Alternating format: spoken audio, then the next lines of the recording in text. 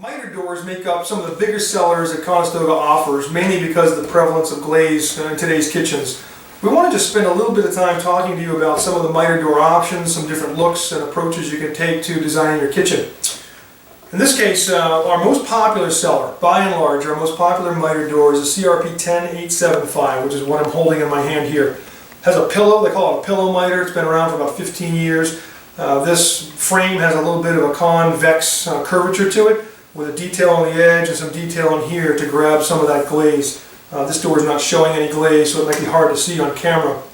One thing to note with any of these pillow miter doors is hardware. If you use a hardware with a large base, that hardware is going to rock on that convex curvature. So be mindful of your hardware selection if you choose any of these pillow miters. A twist on that same door, this one's actually found in the decorative applied molding section, but that's the same door. It's that same CRP 10875 door, but we've got some detail molding options in here to make use of. So that really dresses the door up. Again, it gives glaze somewhere to hang. It's a little bit of a twist on a traditional style, and it's something you can't get at some of the big box stores. So those are some great designs to look at. Another option that's quite popular is the CRP 10533 door. This door has kind of a double step on the interior bead. It kind of has a Santa Fe, New Mexico kind of look, so depending on where you are in the country, it's kind of a neat design element. It does have, all these doors I'm showing you do have matching drawer fronts, so whatever's going on here, your drawer front that sits above this is going to mimic that same approach. So that's a great looking door. One of the newer doors in Conestoga's mitered stable is the CRP 1999. Has nothing to do with the year. But this door has, again, a convex pillow architecture, but it's very contemporary looking, has a really swoopy panel raise, no hard edge to the panel raise.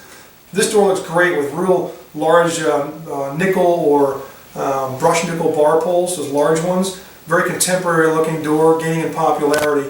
Doesn't do well with glazing, there's just nowhere for the glaze to hang, so this is kind of a natural or paint or a stain only. Great looking door though. And here we're illustrating one of the more traditional Conestoga mitered doors, which is the CRP 10318. We have a couple of other doors that look similar to this, like the CRP 10946 and some of those. They're all variations on a theme.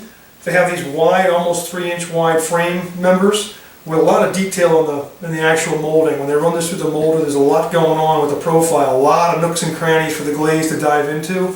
Can only get these kinds of doors mitered because this frame look has to run all the way around. It can't run through, or you wouldn't be able to mimic this as it runs around like a racetrack around the door. So you have to go with mitered doors to get these real heavy detailed pieces, but that's a very popular door. There's many others. I want to say we have 15 or 20 different mitered doors on our website. Take a look, see which ones you like. We can get you samples. Be aware with mitered doors, there are some, I don't want to call them limitations, but the things to be aware of. Mitered doors tend to want to, especially taller doors, they're going to want to bulge a little bit as the door grows with seasonal change in humidity in the home. If you have a 48-inch tall door, this frame is trying to expand and contract left and right, but it can't because it's joined across the grain at the top.